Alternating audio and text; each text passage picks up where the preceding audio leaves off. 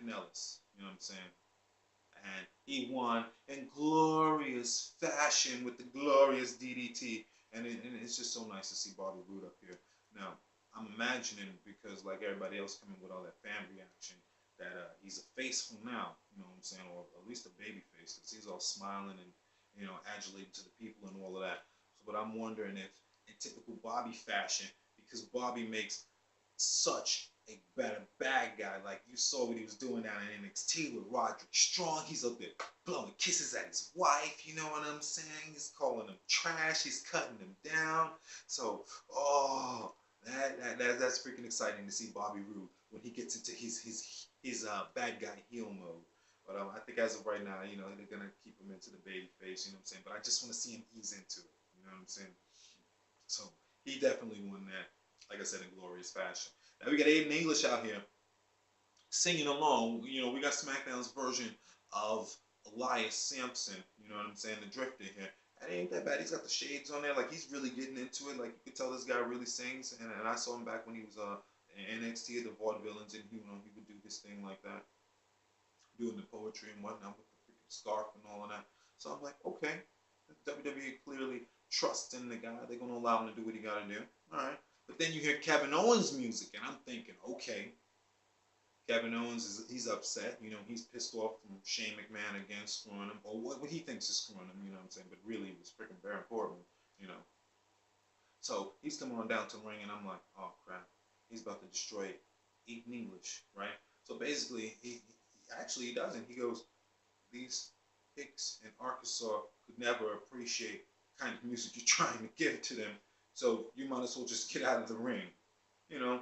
And he's like, I'm not gonna ask again. And then he was like, yeah, you're right. They can't appreciate this kind of music that I'm trying to give to them. These freaking hillbillies. Gets out of the ring, you know.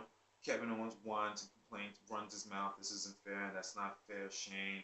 You know what I'm saying? Shane comes on out there and is just like, look, Baron Corbin was the problem. Baron Corbin was a crappy ref. Couldn't do this. Fast counts here, fast counts there.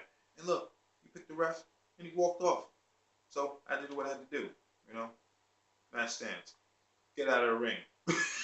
And then he made a freaking match, you know what I'm saying?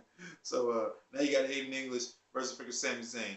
And I love Sami Zayn. I'm always happy when I get to freaking see Sami Zayn, you know what I'm saying? Like, oh, yeah, that's another guy being totally underutilized. We can freaking have Sami Zayn with Ty Dillinger doing some awesomeness in the tag team division, because really, how many freaking tag teams do we have?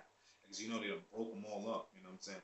So we got Aiden English versus Sami Zayn, and this is where it gets funny. So Kevin Owens is on commentary, and he's just going on about how it's not fair, it's not fair. Then he just decides to get up, goes over to the ref, takes the shirt off the ref. So it's like, boom, he puts the shirt on himself. And I noticed that ref was wearing an extra large shirt too, you know what I'm saying? A little small guy, you know. Puts the shirt on him, and he's like, nah, I'm the ref. Sammy doesn't notice any of this. He's over there, you know, wrestling with Aiden and whatnot. Kept put on the shirt. Just throws the ref out, and the ref's like, okay, I guess Kevin Owens is the referee. And that's the funny thing. Ref just gets on out. Like, all right. Then he starts doing this thing, and Sammy's like, really, what's going on? He's like, I'm the ref. And, you know, and then he's helping Baron Corbin, obviously, you know what I'm saying? I mean, Aiden English, obviously, he doesn't care, you know what I'm saying? And then pretty much I'm thinking, okay, this will be funny. He's going to try to actually be a ref here, and we're going to see how long this is going to go. Okay. No, he didn't do that.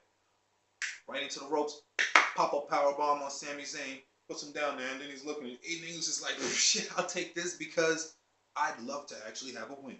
So, 1, 2, 3, Aiden English's music plays, and it's some crazy, evil opera music playing, and it actually sounds pretty freaking cool. You know what I'm saying? So they clearly changed up his music, because it used to be that vaudevillian music. But this sounds pretty cool here.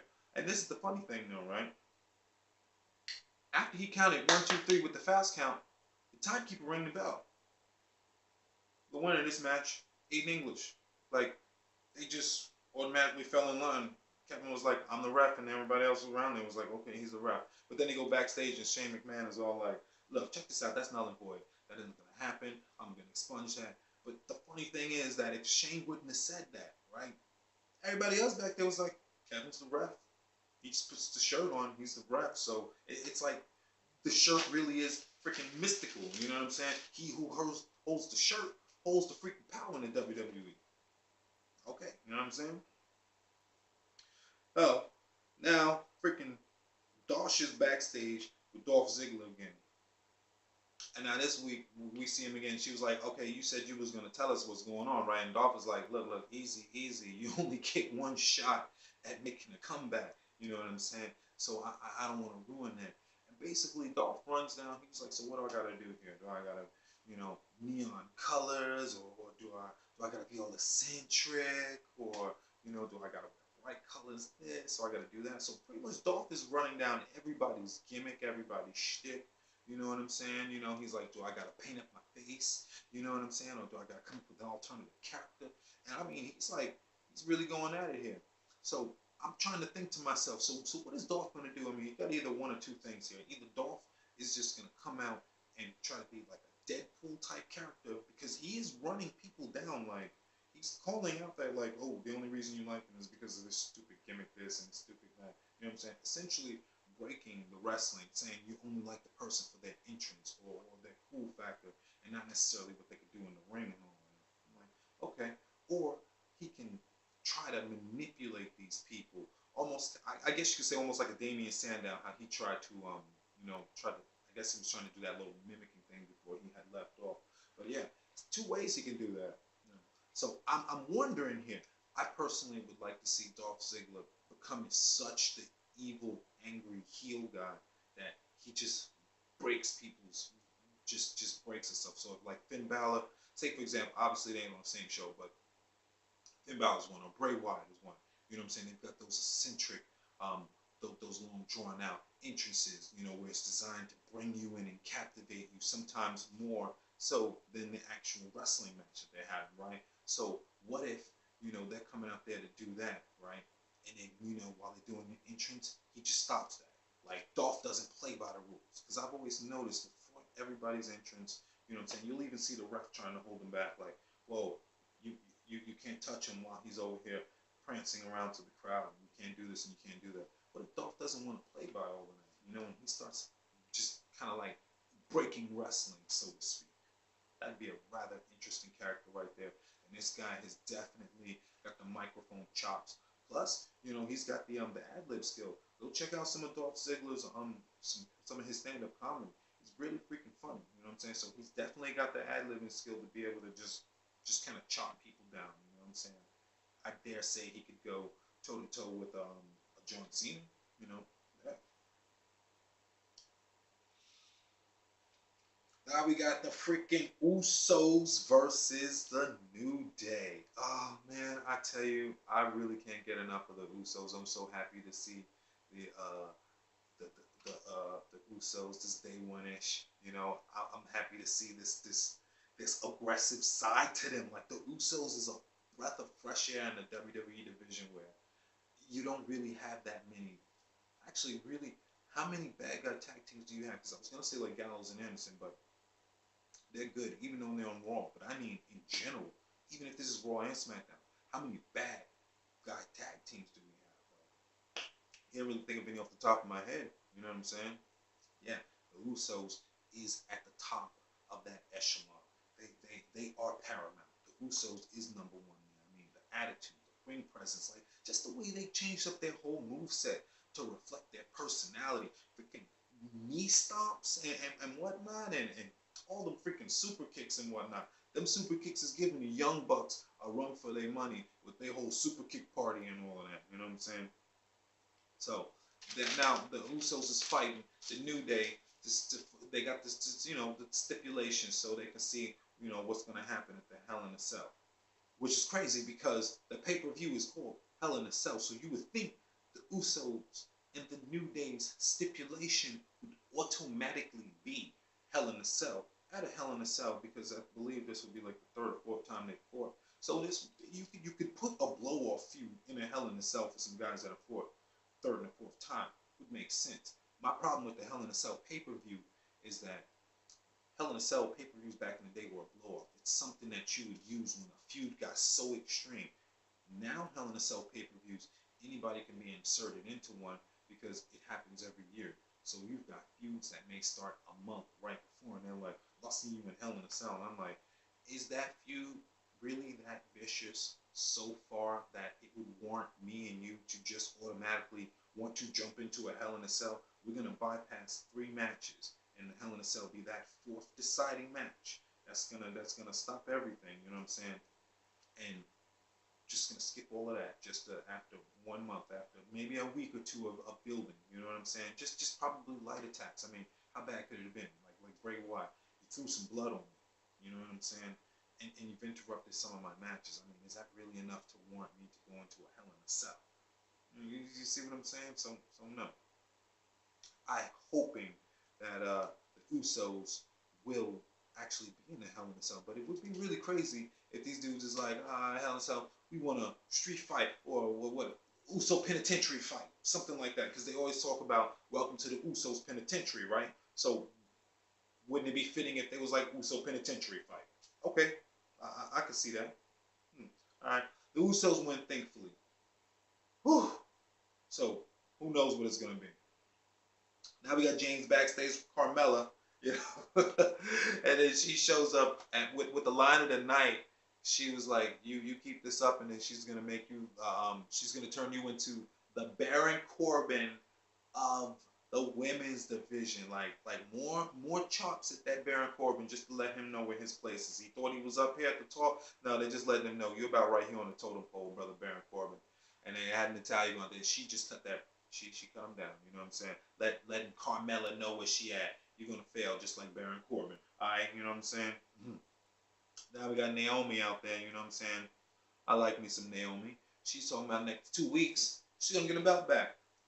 I hope it's a disqualification because I would much rather see them at the Hell in a Cell do something.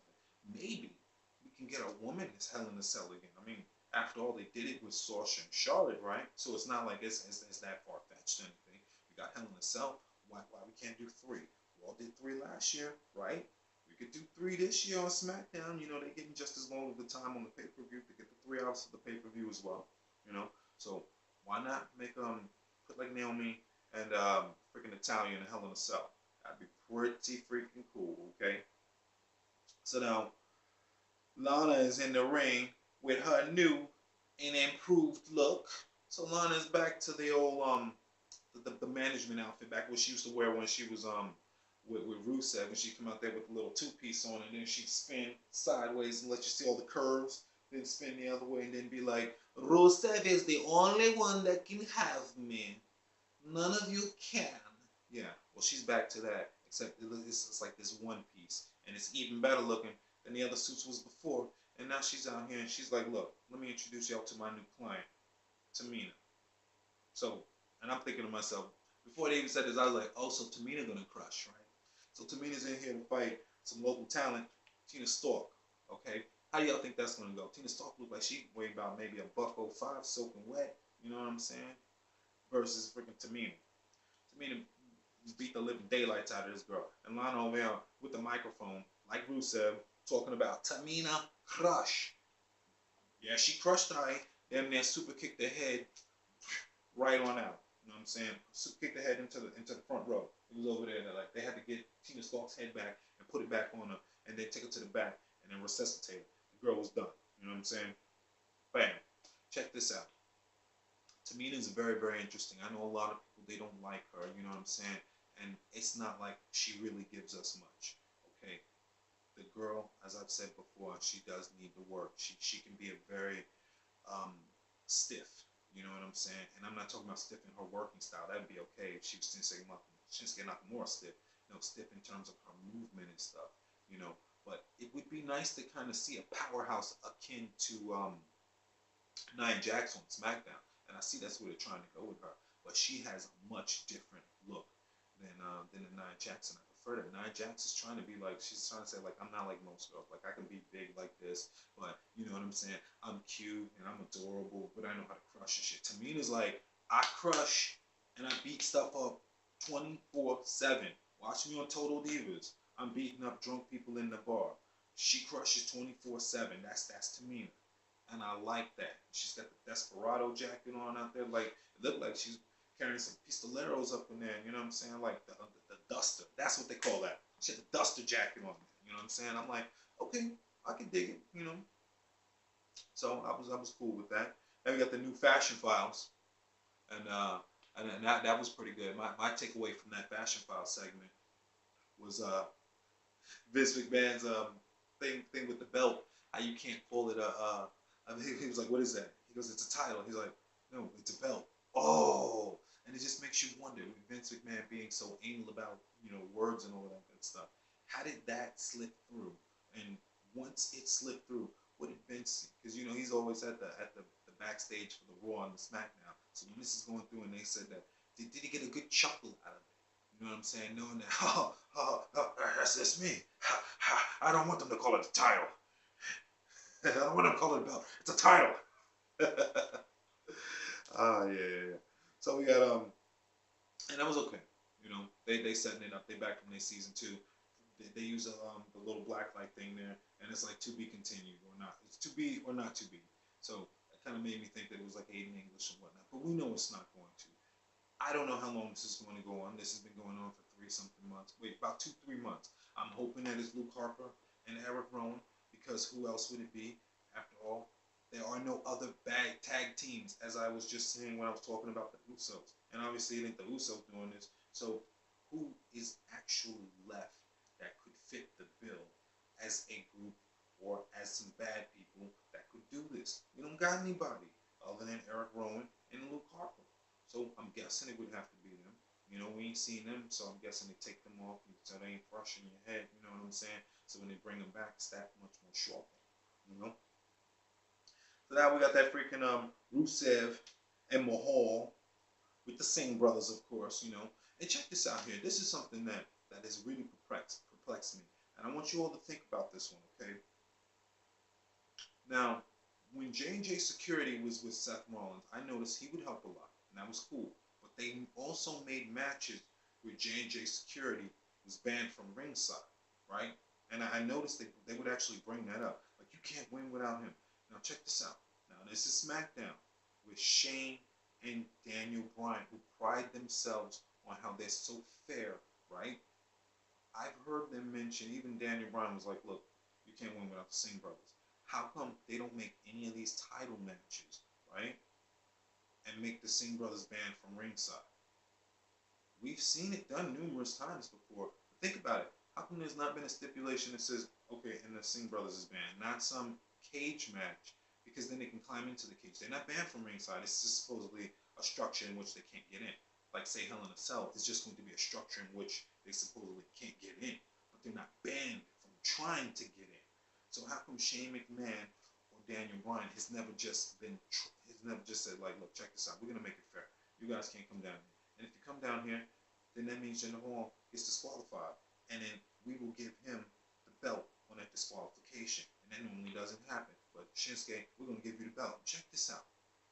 Being that Daniel Bryan and freaking Shane McMahon knew that the Singh brothers screwed him over, right? You would have thought Daniel Bryan and his fair ass would have came down and would have been like, look, check this out. I know that the Singh brothers, they screwed you over, Shinsuke Nakamura, right? So me and Shane were talking, and we figured we were going to give you a rematch again, okay? Instead, they're going to put him in a number 1 contenders match next week against Randy Orton. Now, granted, if he beats him, that makes Shinsuke look even better, because he knocked off John Cena and Randy Orton, right? So yeah, of course that makes him look good, But really, he doesn't need to be in another number 1 contenders title match. You know what I'm saying? He doesn't need that. Freaking Shinsuke Nakamura, he should be above that. You know what I'm saying? Jinder Mahal and his cronies. His cronies, they cheated him. You know what I'm saying? And Daniel Bryan and Shane McMahon don't seem to really care, or maybe the story is being written into such a way that they're not supposed to care. Because like I said, think back. Find you some people and they keep interfering. Eventually, somebody says, hey, these people, they gotta go. Nobody seems to say, hey, these people gotta go. And I find that a little odd, alright? And if that's the case, then let Jinder Mahal win a match on his own. Why is that so difficult to do? The guy's supposedly this tough and that tough, and sure, he's into the bad guy mode to where they're all like, look, Yeah, I gotta win a match any means necessary. But Jinder Mahal is a bad guy. You don't have no sense of pride. You don't have no sense of no sense of that you're really the champion. So it never looms over your head that the only way you can win is by having help. That doesn't eat you up on the inside, knowing that the only way you win is when your homies help you. Even Seth Rollins, when he was doing the J&J, would actually win some matches on his own every once in a while to solidify that he was a real champion.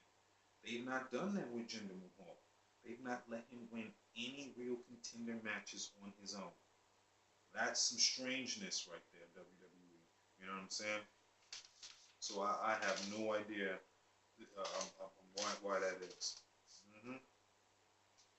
Yeah, and that pretty much concluded that right there. So Randy Orton and Shinsuke, they beat obviously Jinder Mahal and freaking Rusev.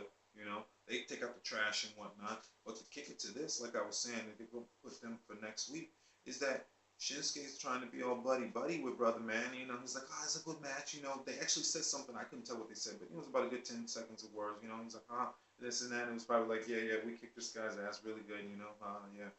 And then Shinsuke's like, I like you, man. You okay, Viper? I like the Viper. I like you.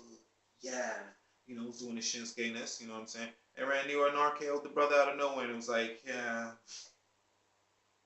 he did the Randy-ness, you know what I'm saying? I like Randy when he's a bad guy. Notice how I was quick to clear that up and say, I like Randy when he's a bad guy, right? Because Blandy Orton, when he's a good guy, you know, he's got to pander to the crowd. No, I want the Randy Orton that's like, I'm going to RKO your grandmother. I want the Randy Orton that threatened Jinder Mahal, said he was going to go to India and RKO his mother, his father, and his grandparents, his whole family. I want that Jinder Mahal that was in the freaking Wyatts, that was hearing the voices all the time. Not the Randy that's going to that place. He was Randy at that place all the time. And when he was burning down stuff, Randy was committing arson, and people was just like, oh yeah, Randy's burning down the house, and WWE's like, it's okay to commit arson, because you know in WWE land, you can burn down a home, that's arson, right? That's okay. You can be Roman Reigns and commit damn near vehicular homicide on a dude, that's okay. WWE, they don't care. You know what I'm saying? You Randy Orton, John Cena, or Roman Reigns, sky is the limit to what you can do right there. So I'd have to say for that SmackDown, I'd probably have to say that was easily a 6. There wasn't too much takeawayness from there other than just seeing the Usos. I enjoy seeing them. The Fashion Files gives me a chuckle. I wonder how much longer they can do that. It would really be nice to see Tyler Breeze and Fandango wrestling more. I don't even think they really even wrestle. I would really, really, really like to see that more. I like James Ellsworth and Carmella. I'm a huge fan. I really do like James Ellsworth. That James Ellsworth has the potential to be a new age Vicky Guerrero with the way he draws in heat. Like Vicky, when she be like, excuse me. Like James has that. Like, and he's got that in spades. I like my James Ellsworth. Always happy to see freaking AJ Styles, the phenomenal AJ Styles, you know what I'm saying? But really, AJ Styles should be going after the world title. I don't know why he's not. Actually, AJ Styles is supposed to get a rematch that he was never properly due. You know what I'm saying? He's been asking for that rematch for the longest, but he never got the rematch. And instead, they gave him a match against Shane McMahon at WrestleMania instead, and he won it, but still never got his rematch. You know, so he's fighting for that title. But right now, the only two people that are fighting for the World Heavyweight title, the main belt on the show, Shinsuke Nakamura, Randy Orton. There's 25, 26 men on that roster, I believe. And that's including all of the talent, even if we don't see them, you know. And only 2 dudes are fighting for the WWE title. Everybody and their mama is trying to get that United States title. Everyone wants the United States title, right? But only 2 people seem to want the WWE title. That's some craziness when you think about it. No, Sami Zayn don't want a title. No, Mike Kanellis don't want a title. Nope. No, Aiden English doesn't want a title. Nobody. You know what I'm saying? Just 2 people want that title. and then only maybe another 4 people want the United States title. This is craziness, you know what I'm saying? So it would be nice to see SmackDown try to utilize people more. You don't always have to have the same people on every week. You can take a clue from NXT, which I'm about to talk about, how they have the Aleister Black. He comes on there like every other week or so. You know, you don't always see the Velveteen Dream on there. You know, so they could do that, and that would be okay. Because I understand you have the 2 hours, you don't have as much time as you got on the Monday Night Raw, and that's fine. You know, but I just want to see them utilize their people more. Like, really, where's our Luke Harper at? You know what I'm saying? If we're building him up, that's fine. If he's injured, that's fine. Then, you know what I'm saying? And Ty Dillinger. Come on. How you going to do that to Ty Dillinger? You know what I'm saying? Give brother a chance. You know what I'm saying? And Mike Kanellis and whatnot. You know, these guys, you know, please do better with these guys and the storylines and what you give them. We want to see more of them. SmackDown is supposed to be the show where y'all was like giving us the good storylines, the good cohesion. Remember that. Shane and Daniel, you were giving us something completely different than Monday Night Raw. We knew we can come to you, or it was like, oh man, Monday Night Raw is tripping, and they just pushing Roman Reigns. This is craziness. And we was like, thank God SmackDown's gonna come along and it's gonna give us a good storyline. Thank God SmackDown's gonna come along and it's gonna use all of its women in this match. Meanwhile, Raw was just only using 2 girls at a time. SmackDown was putting all their girls in a segment. You know what I'm saying? So SmackDown was that shining beacon of hope for us wrestling fans when it came to knowing that Monday Night Raw was just going to be a shitstorm of a show. But now you look at SmackDown and it's like the tides have turned. You know, the tables have flipped. Just Comeuppance has come along, and SmackDown has, and Monday Night Raw is starting to form cohesion. Monday Night Raw is starting to get its bearings. You know, Monday Night Raw is starting to come along, and I'm wondering what happened here. Why did the switch go? You know, SmackDown, your stories were so nicely drawn out, and they're not so much anymore. And now we're so much focused on this Jinder Mahal experiment here, and it's like, I get that the guy probably backstage is the hard work. I mean, look, the guy put on the muscle here. He's eating clean, you know, but he's a stopgap, and he's messing up a lot of stuff with that you know. If he wasn't the champion right now, he could be the United States champion. Why couldn't Jinder Mahal been the United States champion? Was it that vital for, you know, WWE business that we had an Indian champion? Like, did he have to be the world champion? Could he have been the United States champion, and then we could have pushed along, say, AJ Styles? You know what I'm saying? That would have been great. He could have been the champion there, and people would have been vying after him, and then he could have been undefeated like Jinder Mahal. But the believableness would have been is that he wouldn't have needed anybody to do it, even if he was a good guy or a bad guy. He didn't need a crew to do it. You know, that would have been interesting. You know, even a bad guy Randy Orton as a champion would have been interesting. Like, if it would have been Randy Orton that was in the wilds, I mean, the angry one that was still burning stuff and had that icy cold look on his face, and just was the snake guy, I would probably take that Randy Orton versus the Randy Orton that tries to come out there and pander to the crowd. You know what I'm saying? Like, no. Now going into that NXT, I mean, now I try to go off the top of my head. Like I said, I didn't take notes for this one here. I know it was the Otis Dozovich and his brother Heavy Machinery versus some local talent, in which Heavy Machinery they obviously won. I mean, that dude Otis 300 and what 60, 350 pounds, like 20 pounds short less than Braun Strowman, but the dude is like 5'11", 6 foot. So he looks literally like a freaking refrigerator, and his arms is out here like this. You know what I'm saying? Dude runs into him, he's just standing there, just bounces off him and falls to the floor. It's freaking craziness. You know what I'm saying? So they went on that one. I believe we're gonna get like a Aleister Black versus Velveteen Dream. That's gonna be some interestingness right there. You know what I'm saying? Like, but I like the Velveteen Dream character. You know, the Prince, the Prince Lenny Kravitz, Jimi Hendrix mixture. You know what I'm saying? He kind of reminds me of like a freaking Black Goldust. He's coming off all metrosexual, whatever you want to call, kind of like how Goldust was doing back in the day with the gold robe, wig, and he had Terry Runnels with him. You know what I'm saying? So I kind of like where that's going. And of course, I know the main event was Roderick Strong versus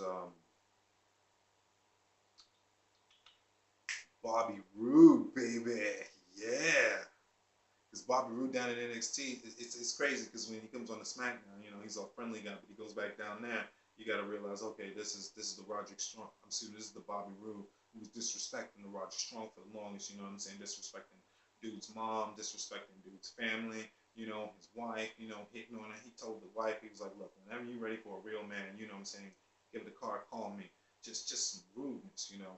And Roderick Strong in a hell of a freaking match. I mean, this was a barn burner of the match. I mean, a really, really, really good match. You know what I'm saying? Oh, and but before that, you know what I'm saying? Before I get into that match, you know what I'm saying? Drew McIntyre was out there, you know, new NXT champion. He puts the belt down. He's calling people out. Roderick Strong comes out. You know what I'm saying? He was like, I was hoping it was going to be with you. You know what I'm saying? I respect that you came out here and challenged me like a man. You know what I'm saying? Roderick has some unfinished business. You know, takes care of Bobby Roode after he gives him the kiss here. And I mean, this guy needs freaking backbreakers. Before I get to that, this dude in these damn innovative, creative backbreakers. I've seen a lot of guys, you know, their shtick is this or their shtick is that. His shtick is coming up with creative ways to do backbreakers on people. Man, some of them was looking like they were hurting, like, you know, grabbing Bobby Roode, pulling him from the ropes, and then just pulling him down onto the knees. And he did two of those I guess you could call them like lumbar chucks, because Cedric Alexander does something similar to that on the Raw 205. He pretty much did two of those on the Glorious one, and he finished them off, and that's pretty good because you know Bobby is leaving, so he doesn't have to win. That doesn't benefit Bobby to win right there, and that gives Roderick the rub right there, and that's what Roderick needs right there, as WWE likes to use freaking momentum. You know what I'm saying? It gives him momentum, so when he goes into his match against Drew McIntyre, you know what I'm saying, for the title, which would be pretty good. But here's the kicker though. Adam Cole and his homies, you know what I'm saying? Red Dragon, you know? Whew. Bobby Fish and Kyle O'Reilly, Red Dragon, with Adam. Oh, you can't just say Adam Cole. So I'm sorry, Adam Cole, baby. There we go. Excuse me. There we go. Okay, so he's out there. You know what I'm saying? And they beat up on Drew McIntyre, but I did notice that they didn't touch Roderick. Or if they did beat up on Roderick, I will say this: I didn't notice that. And they kind of just went on past him. And I'm wondering if that's because they was Ring of Honor dudes, right? Now, I don't know. Like this is just my thoughts. You could really do a Ring of Honor New Japan invasion angle going on here. I mean, something that we haven't seen since the invasion angle with WCW and like the ECW guys and whatnot. But that is kind of cool. A lot of these dudes is all four of them actually is all Ring of Honor guys. You know what I'm saying? And obviously New Japan Bullet Club too. You know what I'm saying? So that sounds like you could do a Ring of Honor New Japan